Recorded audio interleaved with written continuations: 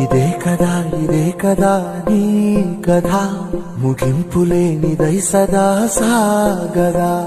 ఇదే కదా నీ కథ, ముగింపులేనిదై సదా సాగదా.